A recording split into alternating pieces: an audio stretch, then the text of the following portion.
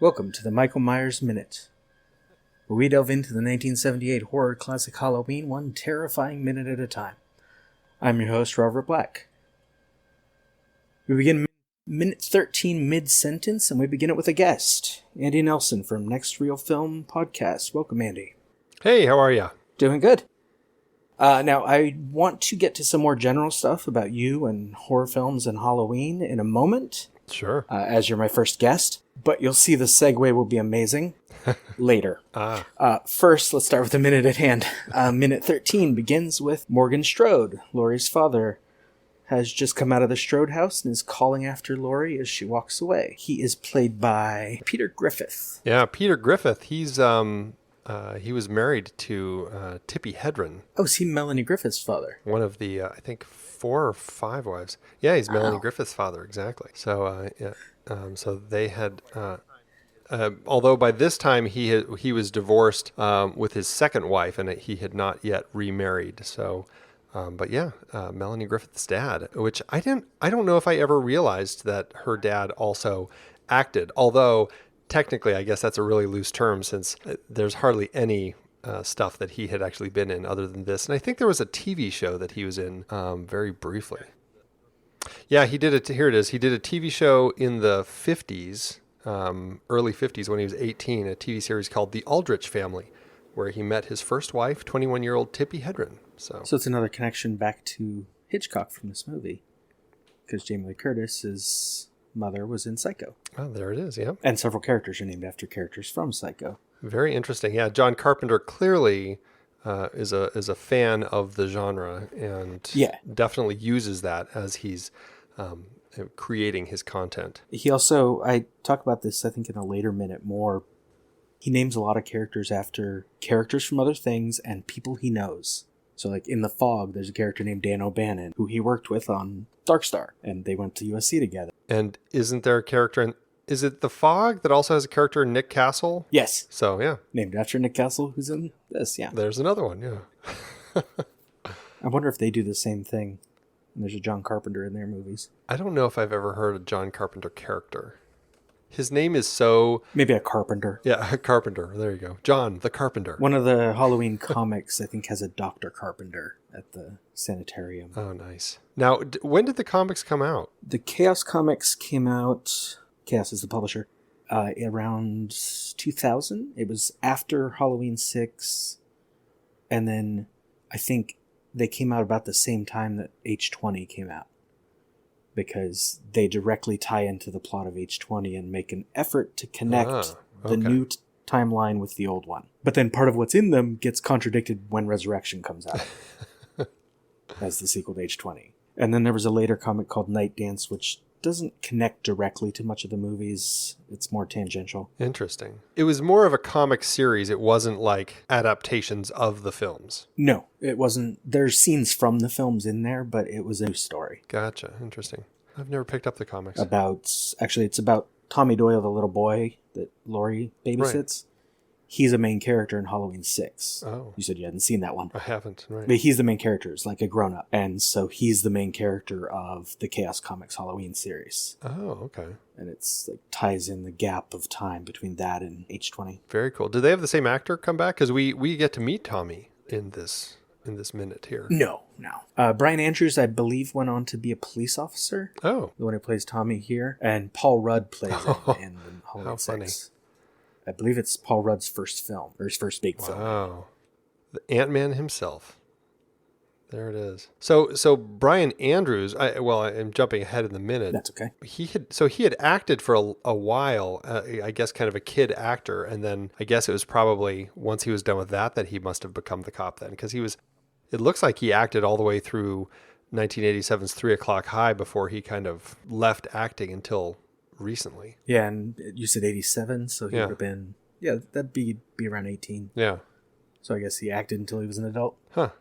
And then he's probably very popular on the convention circuit now. I don't know if he goes to many, because maybe as a cop he's been busy, but he was definitely at the one. There's a documentary where they show Jamie Lee Curtis went to one a while back, and he was at that one. Gotcha. Because it was a big event, because she doesn't go to them very often. I see. Well, He certainly seems to, if you look him up online, he certainly seems to be happy to take photos if you come up to him, because there's a lot of pictures of him with Michael Myers. Yeah. A bunch of the people from this seem really nice. Yes. When it comes to that. Well, it's one of those films where it's like, it's got that indie vibe. And I know Carpenter had kind of been at it already for a little while, but it still feels like he was working kind of that low budget world. And I think a lot of people who were in those early films that ended up kind of making it big, well, the film made it big. I mean, they're just kind of happy to have been a part of it. And so, I would be completely thrilled to just, still talk with people. Well, yeah, the cast and crew were working out of a Winnebago as like their home office. And they got together and cleaned up the Myers house for the opening scene as the last thing they filmed. Like, they painted it. They put the furniture in there. Got all together and had a good time. So funny. Before we get to even anything happening, just a reminder, I think I mentioned this last minute, but we are on Oak Street in Haddonfield, Illinois, fictional, but on Oxley Street in South Pasadena, California, right across the street from the public library. Oh. That's where they're filming. Now, this is a good moment to look at fall in Pasadena versus fall in Illinois. I was torn looking at this, the start of this shot, if these are just, natural leaves that had fallen from the trees that they just decided not to clean up to give it more of an autumnal look, or if they actually spread them out a little bit. They are not only fake leaves, they're fake leaves that they painted brown. Then they would drop them on the ground for a scene, film, put them in a bunch of trash bags, and take them to the next place they needed them. That is awesome. Yeah. I believe there's one scene in the movie where you can actually see brown trees, but those brown leaves are all over the place. Well, there's not a ton of them. Like, they didn't do a great job of getting them scattered. Now, granted, I mean, we're looking at some fairly wide shots here. Yeah, that's the problem. Yeah. Some of the shots, it works great, but like when Laurie gets picked up by Annie later, she walks past a bunch of leaves on the ground and sits down. Next yard over has no leaves. Like, you can see a line where maybe they didn't think it was going to be in the shot, and so they just didn't put any over there. They do a really good job, though. Well, at least in this first minute, they do a good job of not showing palm trees. Like, they found a good stretch here because, you're in LA, I'm in Phoenix. We have palm trees everywhere. Yeah. And I think I only catch one glimpse of a palm tree, but not in this minute. I think this minute actually is pretty solid with kind of a palm tree list. Actually, this minute is where I noted the palm trees. This minute is. Yeah, this minute. Oh, way in the back. Way in the back. Second 42 when Tommy walks up. Right. Yep. I see him now. Yep. I was looking close at all the tree trunks because there's one like right in front of the Michael Myers house. Actually, didn't notice that one. Which we'll see in the next minute. Yeah, they do a good job of staying away from like being close to a palm tree. But they show up in the background. Yeah. Now, did you know that her dad's car was Carpenter's car? I didn't know that until I heard John it in Carpenter's the commentary track. Old car. Yeah. It was his... Was it some... Yeah, just a real... But, man, it goes to show what was popular in the late 70s. That is like one dark brown big car. It is a Cadillac Fleetwood. There it is. Yes, that belonged to John Carpenter. The one car for sure that didn't belong to anyone was the station wagon that they used. They rented it and didn't even tell the rental agency they were using it for a movie. Oh. Even though they installed the gate inside it to divide the first row from the second and put a seal on the door, but they didn't tell anyone. I guess as long as you're returning it with all that stuff out of it, right? Yeah, as long as you don't damage it with that stuff. Yeah. As far as the locations here, so you pointed out where the house was that Laurie lived. Yeah, this is 1115 Oxley Street. How well did they map out like her path? Like, because in film you can like one street can be completely not connected to the other, but the magic of the movies makes it look like they're connected. So when we cut to the next shot of her kind of walking across the street, this is a totally different spot? It is, well, she walks east on Oxley. That's the street she comes out on. Mm-hmm. And she turns south on Diamond Avenue. And now, 3 seconds later, she is... It's like half a mile north, going the opposite direction, west. Uh-huh. And for listeners who have listened to Minute 1, where she comes around the corner is Magnolia Street, which is right where that tree that my sisters and I were talking about that always made us think that Michael Myers was standing there behind a tree. It's right around that corner. Ah, fun memories as a kid. Yes. And my sister's in-laws lived in that house right there. So we saw that tree all the time, and we're little kids who watched Halloween. This tree looked like a shoulder of a person standing behind it. Ugh. Like the trunk was just misshapen. And especially at night, it's like you didn't even want to walk in that yard. This is the one right on the corner with kind of the angled sidewalk going up to it? It's actually like the third house in. It's where I stood when they filmed a scene for Halloween 2. But I'll get to that when I get to Halloween 2 in many weeks. Very cool. So when I was 5 years old. Oh my goodness. I can't imagine watching these. I can't imagine showing either of my kids who are 7 and 11 this movie. I think they'd have nightmares for weeks. I know my son would. Oh, I'm sure I had nightmares. But then when we'd rent other horror films, I'd be like, yeah, I want to watch it. It's funny. Kids can sometimes take it. Like my son sat with me, and again, he's 7. He sat next to me and watched Winchester, which is the recent film with kind of the haunted house one about that crazy house in California that the lady kept building and building. And he had no problems with that. And I'm like, why are you, this is a haunted house. Why are you fine with this? But you know, sometimes it's what you don't know what it is that's going to kind of spook a kid. Yeah, it'll be certain kinds of movies. Like at that age, the things that bothered me were stuff about like nuclear war. Yeah. Because, you know, it was the end of the Cold War. Horror films like this, they bother me in a different way. You must have loved, what was it, The Day After? Yes, The Day After. Especially, yeah. Yeah, so the Myers house is 5.5 blocks from Laurie's house. In reality, not in Haddonfield. And she's on her way to school, but she's taking an alternate route. Well, I guess we'll find that out soon. But yeah, so this is not her normal route to school. No. But this is kind of a big moment, though, because this is, you know, kind of the minute where we really start to get to know Laurie, which, you know, I mean, I know you kind of met her in the last minute, but this is really it. And it's interesting. I was watching this and I didn't realize how we don't really get like a good shot of her, like kind of that establishing protagonist shot at any point in. No, we're looking at her from far away when she comes out of the house. Yeah, and then we kind of follow her. We see her. I mean, we're kind of assuming that she's going to be a protagonist because we're following her. Right. But she goes, you know, across the street and everything. And we don't really get to spend much time with her until after she's kind of hooked up with Tommy. Yeah, even the first scene, she walks away from us. Yeah. You know, she comes out of the house and walks past us in a way. But then we're with her on another street. We assume she's the lead. Yeah, right. Even though she hasn't done much yet. No, she hasn't, other than walk away. I have a note here from the novelization. As she's walking to the Myers house, she is thinking about Judith's murder. Because, like, she knows about that happened in this house. And the potential buyers that she's dropping off the keys for are a couple from New York who, what's the quote? They thought the idea of a haunted house was charming and something they could boast about. Ooh. So a couple from New York are coming to buy the house. Sounds like the first season of American... American Horror Story, yeah. Yeah, American Horror Story, right. And maybe if she hadn't walked by the house, they would have shown up and they would have gotten killed. Yeah, it's interesting. Well, I guess we'll talk about that in future minutes.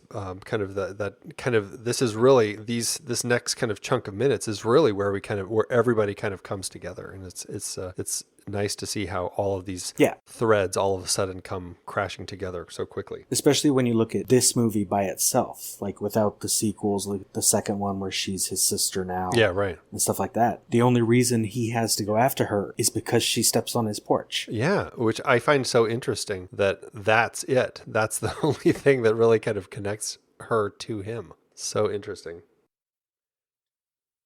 Now we get a nice little dose of Carpenter music also in this minute, which is nice. Yeah. He's one of those great auteurs who I think, you know, I mean, his music is, I had an issue with his music for the longest time. And then I went through all of his films and I watched all of them, and I really started falling for just kind of the simplicity of his music. And then I saw his concert when he came through here. Was it that 2 years ago now? And, you know, there's something about it that I think that he really was able to tap into something with the score for this film in particular that gives it such a sense of presence. And it's very simple.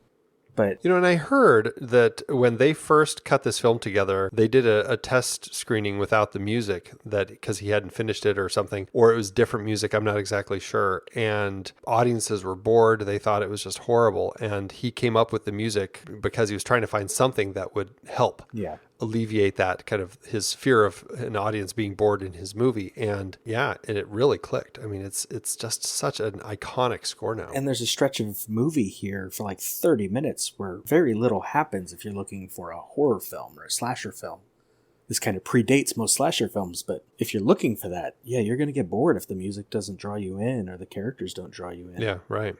So we meet Tommy here. We get to see the two of them come together. And yeah. I couldn't help but think how funny it was. And I don't know if it was just the young actor or if it was the way that Carpenter directed it. But I swear that this kid, like, he calls her name and comes running before she's even had a chance to come around the corner of the house for him to actually see her. Pretty close to it, yeah. Like, he is on it and he's running. I think maybe he could see her at an angle and there's no one else outside. Yeah. So maybe it drew his attention. But yeah, he does kind of lead with his voice before he's even in the shot. Yeah. But it establishes the relationship nicely, you know, the babysitty, I guess you'd call him, relationship that I think works nicely here. And I actually think that the barren nature of the street, you know, I don't know how busy these streets are really in Pasadena, but they did a great job of keeping it like any cars that are out there are really far away. Yeah. You know, there's just nothing happening here. Yeah, you don't have many extras in the movie until they wanted them. Right. Like the trick-or-treaters, and there's hardly any adults in the movie at all. Yeah, right. The busiest we get is when they're by the hardware store. No, I think the Carpenter did a good job. And they also picked a good, you know, obviously I don't know what days they shot it or how well they planned it, but I mean, they have that great kind of overcast look. And even if they don't have that many leaves on the ground, at least the kind of that grayish sky, at least that kind of helps lend to the feel of that kind of autumn vibe that they're going Which for. Which is actually unusual because it was May. In California, it'd be like bright. Oh, was it really? Maybe they just got lucky or... Wow. They put the right filters on. I don't know. Yeah, I'm not sure. It doesn't look filtered though, because you don't see shadows on the ground really. Like it looks like it's just overcast. I think the only scene where we really get sunlight is. And I wonder how many days they shot. They shot for 21 days. Now, do you know how many of those were day shooting versus night shooting? Not exactly, but I think it would have been about half and half. Or maybe a little bit more night. Yeah, I would think it would be a little more night. But I guess once you're interiors, then you can probably fake that pretty well. Well, they were filming in real houses, though, so then you got to block out the windows. Yeah. I mean, they could do that. Yeah. Well, it's a very sparse minute, but I think that it just, you know, I don't know. Jamie Lee Curtis has a presence, and I know she wasn't Carpenter's first choice. In fact, I think that what was it? It was like the daughter of the lady who was in Lassie, I think. Yeah.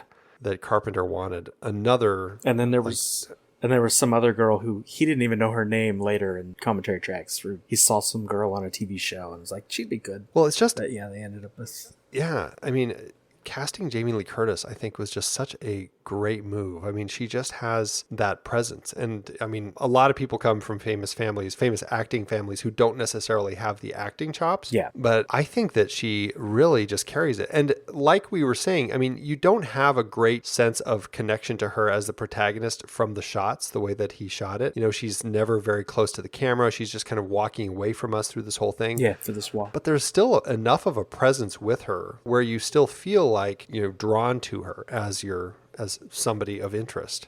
This scene was also the first day of shooting, according to Jamie Lee Curtis in the commentary. Oh, interesting. It was her and Brian Andrews walking down Meridian. Oh, right, because they had to shoot the house out, right? Didn't they have to shoot all of the stuff with the Myers house because then they had to clean it up? They cleaned it up that was for the last day of shooting when they filmed the opening sequence where the house looks right. Nice. Back in the 60s. How old is Michael Myers supposed to be now? Because this is 15 years later. He's credited at 23, but they specifically say he was 6, so he should be 21. Interesting. He is a beefy 21-year-old. Especially for just sitting around in a sanitarium every day, as the movie presents it.